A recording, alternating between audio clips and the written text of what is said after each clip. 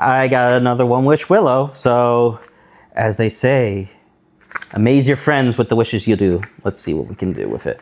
Spark the middle, break in half, yada, yada, yada, dispose after, gently, break the half, say your wish clearly, wait up to 24 hours for your wish to come true. And in the very fine print, there's a customer service number. So yeah, this is a really cool thing. You know, I already made a wish to be kind of a big film critic, but I feel like it still hasn't come out there yet. I mean, I've been going to more events and doing more stuff, but oh man. All right. I guess what it says on the box is true. You can only make one wish. So good. I guess the marketing is not wrong about that. But all right. Let's go, let's get talking into it. Let's talk about Obsession, which is one of my favorite movies of the year. I've seen this so many times. And so, spoiler alert, this is going to be a deep dive into this movie. I'm going to be going into details about the movie, things that happened during the movie. And if you're not ready for that, go check out my spoiler-free review, which is a short, and go watch the movie and then come watch this again. But don't forget to leave a like, a comment, and a follow. And yeah, let's get into it. So Obsession, directed by Curry Barker. It's not just a movie. Was such a sleeper. I've heard buzzings about it. My friends that went to Beyond Fest in Chicago got to see it early. People that went to see it at TIFF. So much like word of mouth, which is such a good thing for a movie. When word of mouth is good, that is what you want. So already I was interested. I went to see an early showing of it. Curry was there along with Indy and Michael, and there was a great Q&A afterwards, and I was just like, I really liked the film. I thought it was funny. There were so many awkward, cringy moments that were very, very deliberate and so good. It was creepy. It was scary at times. And then I was like, okay, I'm going to go see some more Q&As because the Q&As were great. I really like listening to Curry. And the more I watch the movies, because I usually, when I go to a Q&A, I sit and watch the whole movie again, I just got more enamored with it. I began to dive deeper into it because the first time I watched it, I thought it was a pretty good horror movie with comedic elements, that's decent story. And then when you start rewatching it, it goes into such a deeper thing. And I think this is the brilliance of Curry. He understands exactly how horror audiences are, how they perceive things and other things like that. So he uses that to his advantage because the characters are pretty bare. The story is pretty bare. But that's to the advantage of the complex themes that he's trying to dig deep into, which is not just about toxic relationships, but sexual assault, the delusions people have of other people, the fact that male fragility, like all these ideas are just peppered throughout this film, and I love it. And that goes into the writing, because with such a bare bones story, it allows Curry to develop it more on a more deeper level. Because I like right away, the first time you watch it, you're on Bear's side. You're like, oh man, this poor guy, he's got like nothing to him, and he's down on his luck. He really likes this girl that he's been pining for a while, and he wants to ask her at the right moment and create this great romantic moments and all that stuff. And you're like, oh, and yeah, he makes a mistake. He thinks this novelty item, the One Wish Willow, is a toy, and he breaks it and causes the wish to happen. But you know, he cares about Nikki. He doesn't want her to suffer. And then as the movie progresses, at that very moment where the real Nikki comes out while the fake Nikki's asleep and says for Bear to kill her, and Bear's like, why? What's so hard about loving me? You know, why can't you love me and all that stuff? And she says, but I never did. And then he just walks away. The second time I was watching that movie after I saw that, I realized right away Bear is this weak character. He has nothing of agency for him, for anything, to fix his life, to do anything. He's so locked in on this fake relationship with Nikki that he's been building up since high school. And it's crazy. You just see that he cares nothing about working towards something. I mean, he's inherited the house from his grandmother. I'm assuming the cat was his grandmother's too. And you look inside the house, nothing has been added to show any sort of character of Bear. And just like the fact that the cat, which in the opening, after he talks to Ian about like how to set up the confession and everything like that, is dead because of something that he still hasn't done, which is fix the medicine cabinet. I like the fact that he's like, he shuts it and keeps shutting it. I'm like, but you know the medicine cabinet's broken. Like, you've been living in this house for a bit. Like, this is, are you so like out of touch with where you are and everything like that? And it's so smart that not just the way that the house is set up and everything, that shows that Bear really has nothing to him. And the way he gets so frustrated over small things, and I love that moment, which is the title sequence, where he's crying, and you're like, is he crying because the cat's dead, or is he crying because he's just so wanting to get with Nikki? Like, I just love that idea that he doesn't even care in a way that the cat is dead. It feels like he's just so, as the title comes up, so obsessed with this idea of like what his life should be and who he's going to be with and all that stuff. And I like Michael Johnson. I think he does a very good job with this role. It's a hard role to play. I don't think a lot of people could play it the way he does, because he's playing against Indy, who has this character that goes through so many different emotions and highs and lows and everything like that. And he, in a way, is playing it very withdrawn and like not laid back, but like kind of like close to the vest. You don't really see him explode a lot until like the very end. I love you. I love you. I love you. I love you. And I think that's a really hard thing to show. And I got to give props to him. He definitely really tried to give some humanity to Bear, to try and not make him an unlikable piece of filth, which I think is a smart decision on his part, along with Curry, to sort of push him to go that way. But yeah, I really like how much on more viewings, you really right away do not like Bear. He is a coward. I mean, even the fact that he, when he realizes the way to save Nikki is to kill himself, and he just wants to be like, he can't do that. He can't get out of that. He's like, I guess I'll just stay with her and be in the relationship with her and all that jazz. And you're like, okay. Again, it's in that great scene that they showed as sort of like a teaser, where he's on the phone with the One Wish Willow people. And I just love the conversation between the two of them. I love how like he's just like, is it real? Is her love for me real? And I love how he's like obsessed with this idea of like, he needs it to be real.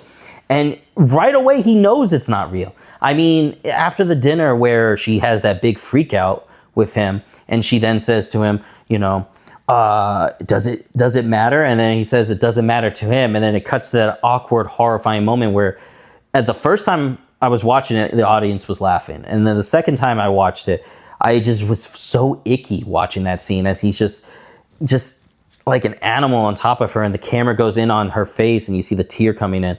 You just feel how like awful they are, and like how disturbing that situation is. And like even after he gets off, you just see how like empty he is, that he doesn't even like it. Like he's like, oh, that was so good. And it just feels like cold and ugh. But yeah, I really like those moments with what Michael was doing. And I really love the end after like after Sarah's character gets brutally murdered by Nikki, and he's just like freaking out, and he has that another great interaction with an employee, with the store clerk, where he's like, don't bring this vibe in here, man. And he's just like, ugh, he's freaking out. He's like, she's obsessed with me. She's crazy and all this stuff. And it's just like he's having these great moments, and then he tries to get Ian to wish the wish away, and it fails, and then he realizes he has no other option but to have Nikki wish, and it leads to this horrifying, like, explosive, gory, violent moment between Nikki and him and Ian and the corpse of Sarah, and like he's just like, he can't live like this, and he's gonna try and kill himself, so he's gonna try and shoot himself in the beginning, and he can't. He's too much of a coward. He's like gonna shoot himself in the chest. He's like, he tries to shoot himself in the head. He's like, nah. So then he's like, he remembers the pills, and he starts to take the pills, and then he's gonna die. Like, you think, oh, he's gonna kill himself because he can't deal with it. But no, he cowards his way out. He tries to vomit the pills.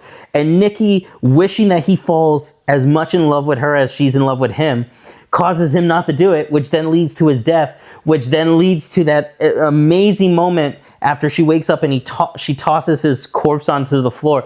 And it's a mirror of the cat, of the exact opening in a way. And it's amazing. I know I talked to a few people that had worked on the film, and some of them had said that the opening was not the diner. That was a reshoot that they did because they kind of didn't want to start off with Bear being a terrible person. So they needed like a little levity there, because it was supposed to open with the cat and bookend to his death like that, which I think was a really smart decision. But again, I think Michael did a great job, and everyone honestly in the film did a good job. Like, I like Ian Cooper, who plays Ian. He did a great job of being like this bro, and like, I love the secret that he's been sleeping with Nikki, and that Nikki never really had feelings for Bear. It was casual for her and Cooper.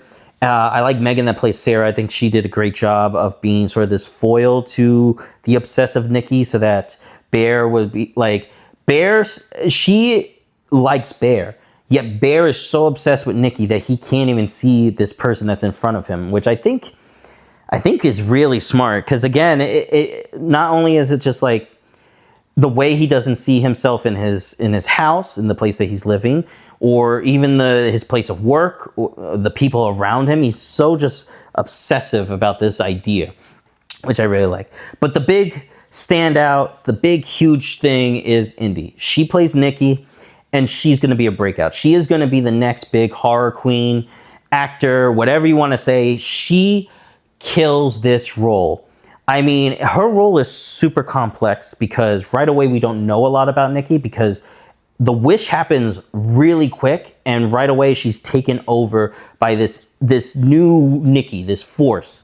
And it's horrifying to see those moments when she breaks out. And as Curry was saying in some of his Q&As, that he wanted her when she's sort of like fighting and gets out, she's like, it feels like she's teleporting. She's like in this deep place inside her and doesn't even realize she's traveling or moving around. So she's trying to get her bearings and realizing the horror that's in front of her. And it's terrifying at times. It happens in the part with the car when she's like freaks out in the car part. It happens in the bedroom when he takes her home and they start kissing and she jumps out of the bed, which is terrifying. The way she screams and the way they boosted up the sound of that is, ugh. The way that she freaks out at the party scene. Like, I love those moments when you see like her just like getting like, it's so horrifying. Especially that moment that really solidifies Bear as a terrible person, as I said, was the part where he's trying to go meet with Sarah. So he's trying to sneak. And Nikki says, Bear. And he's like, he thinks it's the other Nikki. And he's like, oh, I'm just leaving. And then it's like, no, it's me, Nikki.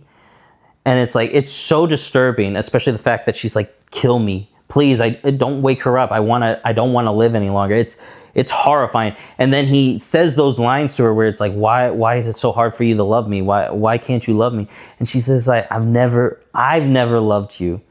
And it's just like, and then he just leaves her. It's like, it's horrible. And the way she says those lines are so good. She's so good. Especially that big climactic scene at the end when she's like freaking like got all those drawing tattoos on her, blood, vomit, everything. It's so horrifying. But again, like those two are the big standouts, with Curry just like really understanding how to direct them, really knowing how to do all those moments incredibly well. Like not just from like the way that he worked with them on like what they should be thinking about, how they do these things, but looking at the way that he edits the film, the sound choices he goes with, the camera work. There's a lot of smart decisions on how to set up a scene, how to do it a certain way. And I give it all to him. I mean, you've seen it in a previous works he's done. Like, I love The Chair. I think The Chair is a brilliant thing. The fact that he did it for like no money, I got to give him credit on that. His comedy shorts, which a lot of the people that were in the background for this and Cooper had worked on his shorts, and I really love his sense of humor and everything like that, which is shown in this movie. He really understands the balance of horror, humor, horrifying things. Like, he just understands that. And I really love the DP he's working with. The lighting in this is really, really good. I love the oranges. I really like these big yellow lights. The shadow work is really good. Give me a DP that understands how to do shadow work in horror, and I will give a thumbs up every time. I really love how it's used. Like, there's so many great scenes. Like, I mean, once the wishes happen and he looks toward her house and she's there in silhouette, the light behind her, and it's disturbing. Or after the dinner, after the scene where he's on the phone with Ian talking about like what they talked about and everything like that, and the way it's set up is the camera's right there. I like the light, the sort of indoor lighting, and there's like an outdoor light. There's some shadows outside, and then in the window that shadow moves, and you realize it's Nikki. She's been standing there watching him or listening, and it's disturbing. And then again, right after that scene, when he opens the door after she's been knocking, it's the light coming in from the house and the shadows there, and the way the red goes with it, the lights on her eyes every time there's like close-ups on her eyes, and you see that little lighting. Smart decisions. Good music choices. Rock Burwell, who did the music, he really understands how to do really interesting music, because this film has what feels like liminal music, very calm and not overtly complex, but really gets under your skin. I love the soundtrack. I've been kind of listening to it. Especially I love like Rock Burwell's interpretation of the love, so like Love Is in the Air and everything like that, is really funny, because it's like, it feels like a romantic moment and it's misleading, which I think is really good. I like his themes for the characters.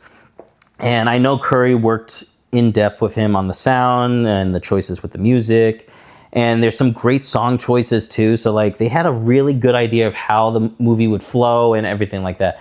And that goes into the editing. So not only is the sound design and sound mix really tight, I mean, I love the choices that he makes with those loud noises, like something that shouldn't be as loud as it is, but they turn up the volume so it's really aggressive. I love the use of sort of like fade ins and fade outs with the sound, and the way the film is edited is great. Let me just look at my notes for that. Yeah, so really good. That's what my note said. Really good editing. I just love the way it's edited. I think it's really smart. He understands how to cut to a joke, how to cut to an uncomfortable scene. I give it all to Curry, man. I'm so excited to see what he does next. I'm so glad. It feels like this is Curry's film. It doesn't feel like what I was worried about with Kane, with the Backrooms, that these big producers and directors are involved, and they're trying to tell Curry exactly what to do and how to do this and do that. This feels like his vision, especially in a recent Q&A that I went to when he was talking about how he really wants to make movies that he wants. He doesn't want people to influence it. He doesn't want to push it this way or that way, and that he wants to have control. And you feel it in this film. For better or for worse, if you don't like it or do like it, this is his vision, and you can feel it. Yes, there are some studio notes. Yes, I know the reshoot with the diner, that was most likely a studio decision. But overall, the rest of the film is his. You can definitely feel it in the way it's edited, the way the story is told, the way the characters act, the fact that with the casting, the way he chose the actors. He is all in and going forward. I'm excited for his next film. I know he just finished one recently that while this film was being premiered, and he's also going to be working on the Texas Chainsaw movie for A24. So he's going places. But I want to hear your opinion. Are you guys really obsessed with Obsession? How many times have you seen it? Do you think it's a really great film? Do you think it's one of the best movies? I want to hear your opinions. Please leave a comment. Talk about it with me. I wanna go more into the comments. I want to dissect and go into more like what this thing's about. What do you think this is about? But I appreciate everyone that follows me. See, leave a like, a comment, and a follow. And yeah, get the Obsession merch while you can. I guess it's really nice. Focus Feature sells it. See you for the next one. Peace.